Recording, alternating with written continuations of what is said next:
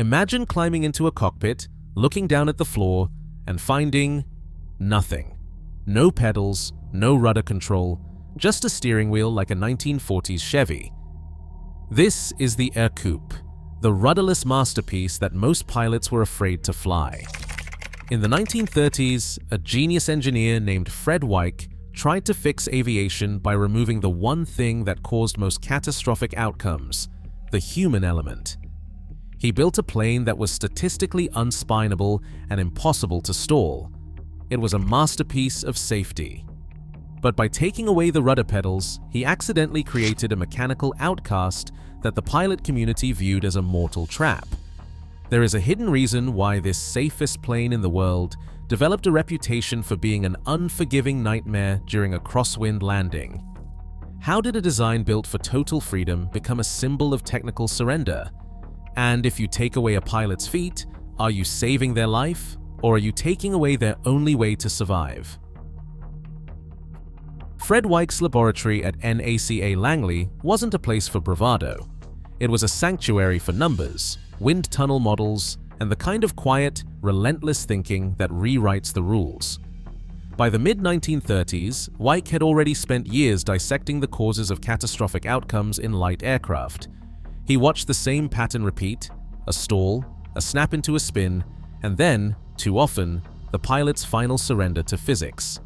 The evidence was everywhere. NACA reports from 1935 to 1937 detailed how most fatal accidents did not come from engines or weather, but from the moment a human lost the invisible war with yaw and roll.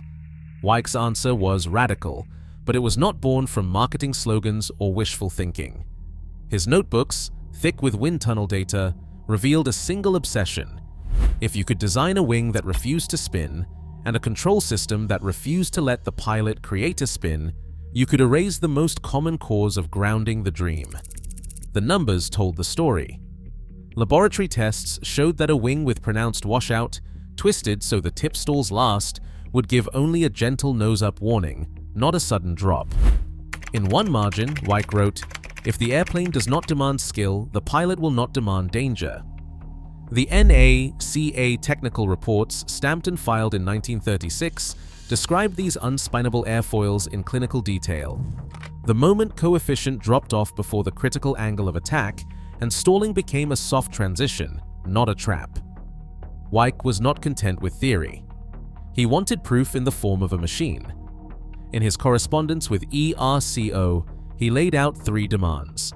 Eliminate the possibility of an inadvertent spin, simplify the controls to a single wheel, and keep the whole thing light enough to be affordable for ordinary Americans.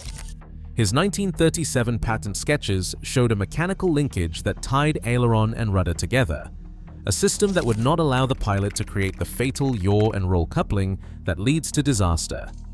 Weick's philosophy was not just about saving lives, it was about making flight accessible to people who had never set foot in a cockpit.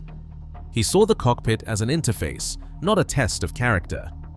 In the words of aviation historian Dr. Ellen Smythe, Weick saw the cockpit not as a battlefield for skill, but as a place that should protect the pilot. The Ercoupe's roots were not in salesmanship or nostalgia for barnstorming, they were in the cold, hard data of NACA wind tunnels and the human factors insight that most accidents begin and end with a single mistake. What emerged from that laboratory was not just a prototype, but a challenge to everything pilots thought they knew about mastery and control.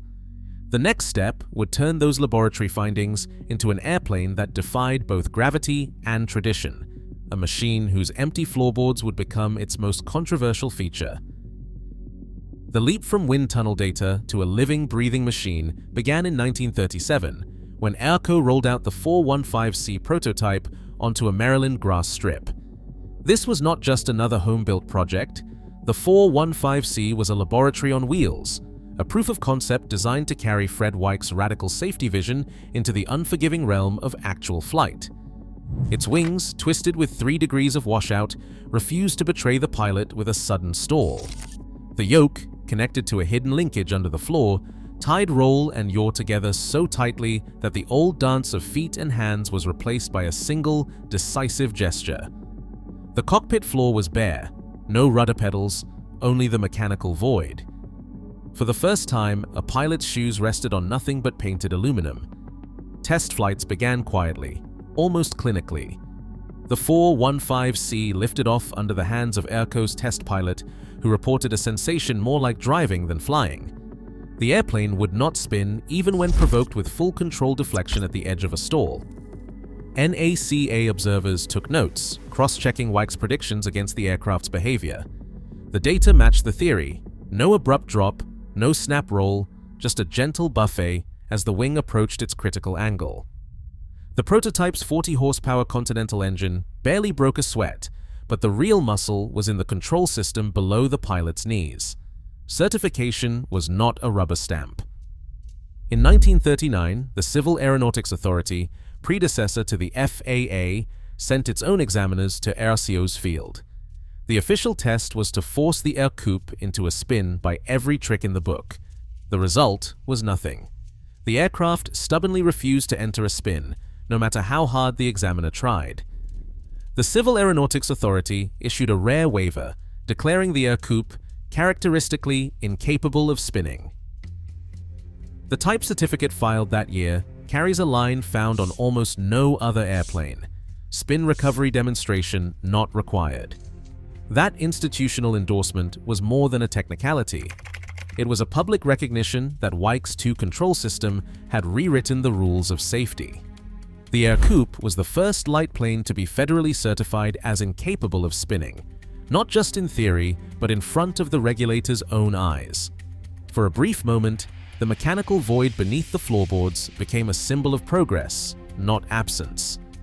The empty space where rudder pedals once lived was now certified by the highest authority in American aviation as the safest place a pilot's feet could rest.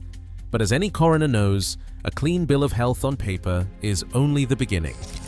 The real test would come when the Ercoupe's radical simplicity met the unpredictable world of real pilots, real weather, and the stubborn pride of the stick and rudder tradition.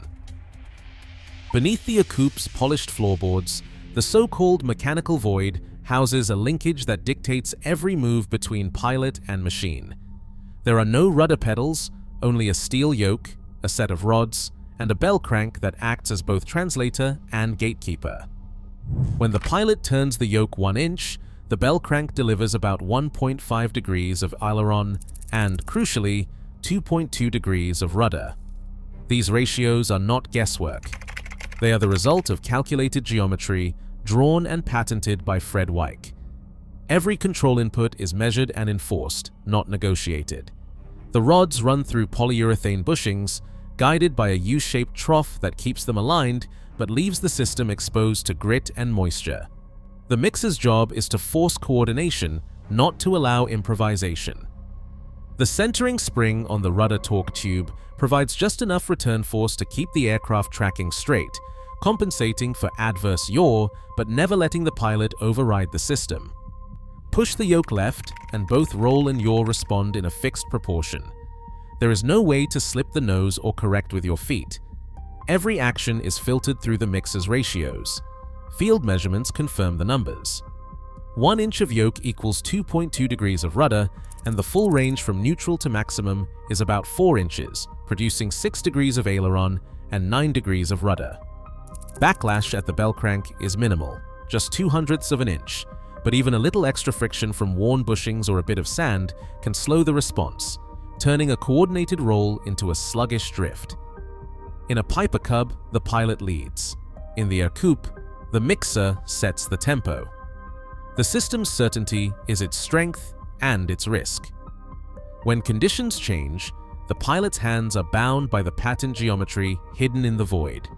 The missing pedals are more than a design choice. They are a mechanical verdict on what the airplane will allow. The Ercoupe's promise was dazzling, an airplane so safe, so simple, that even the greenest pilot could supposedly outwit gravity.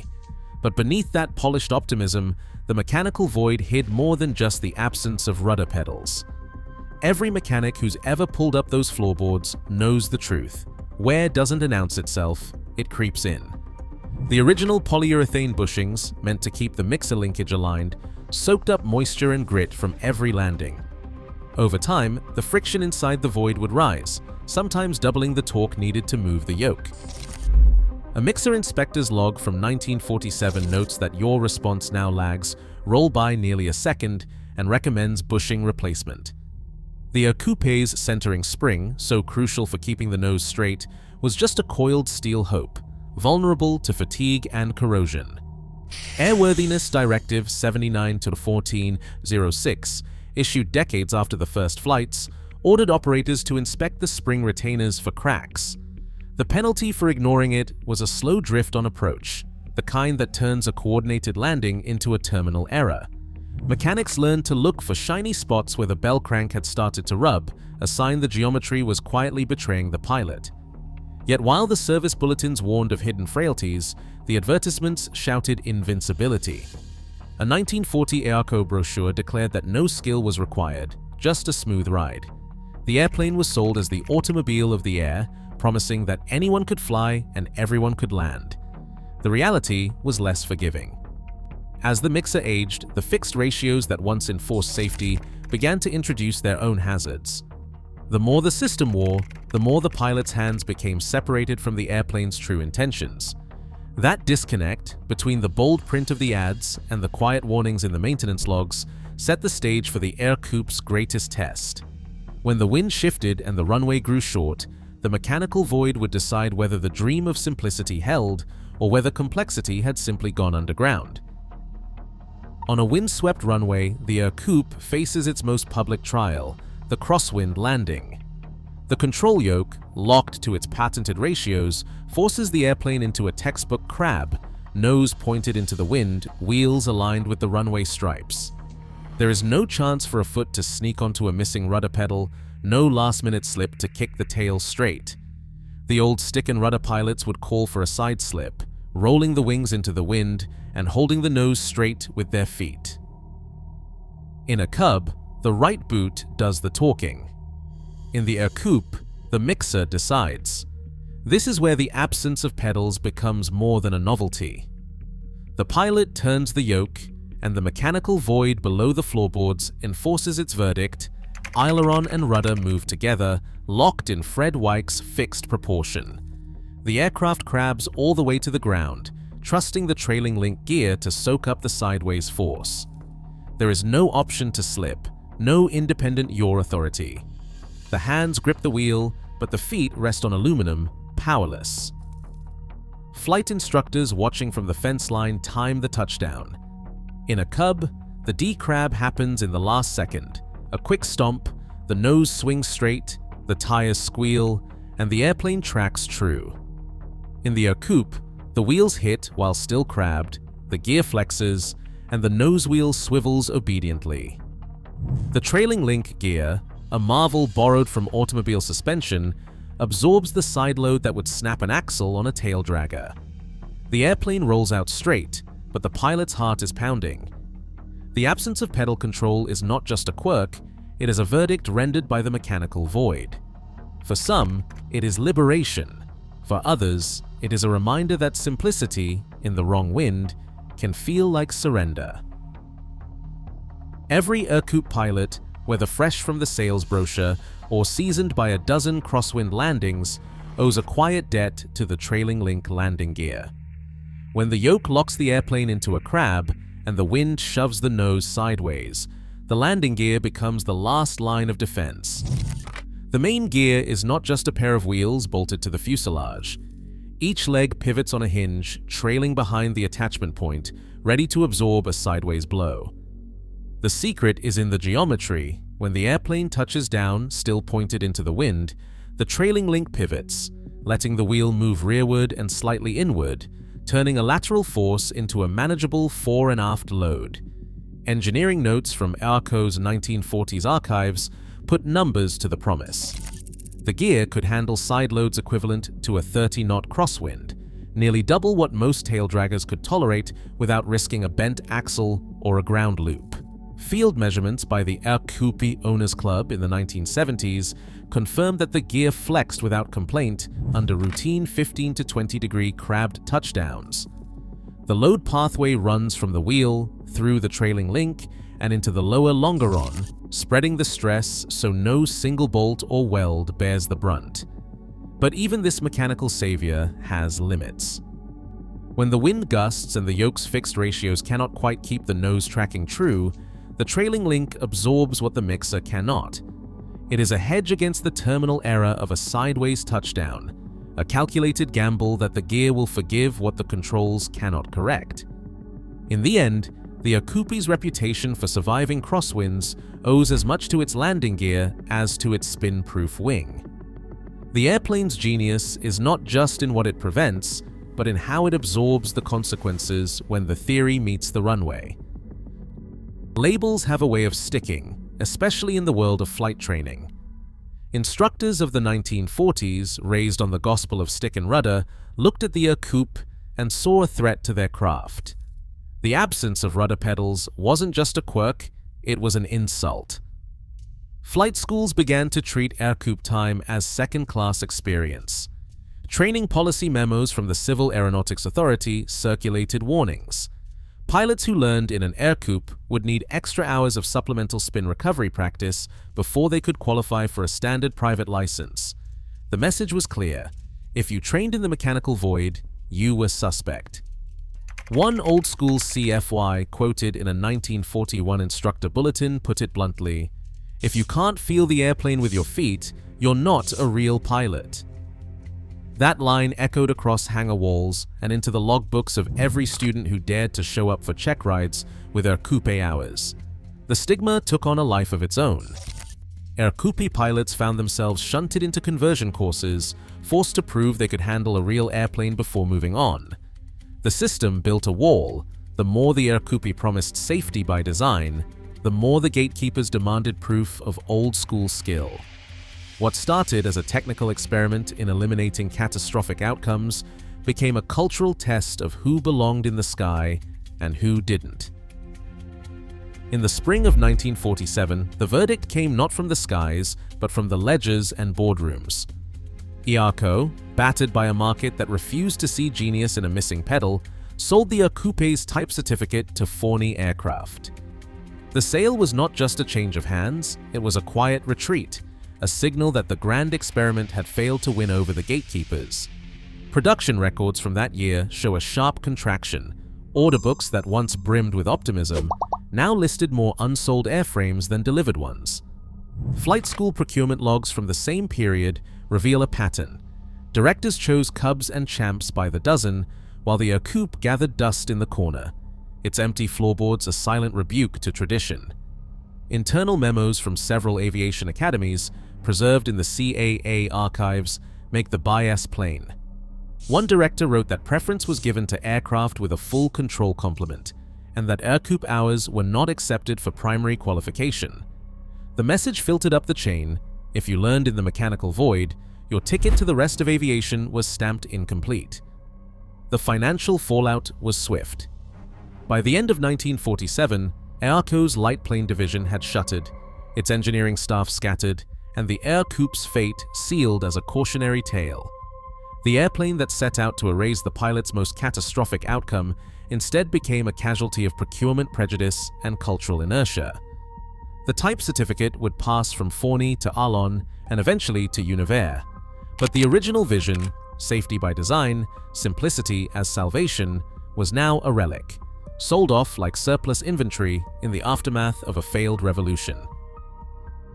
Today, every time a pilot glances down and finds the floorboards empty, the Ercoupe's mechanical void stares back, a challenge to ego, not just to skill. Its two-control genius dared to rewrite the pilot's gospel, yet crosswinds and pride proved harder to tame than physics itself. In aviation, every bold shortcut casts a longer shadow. Some voids aren't meant to be filled. What do you see in that empty space?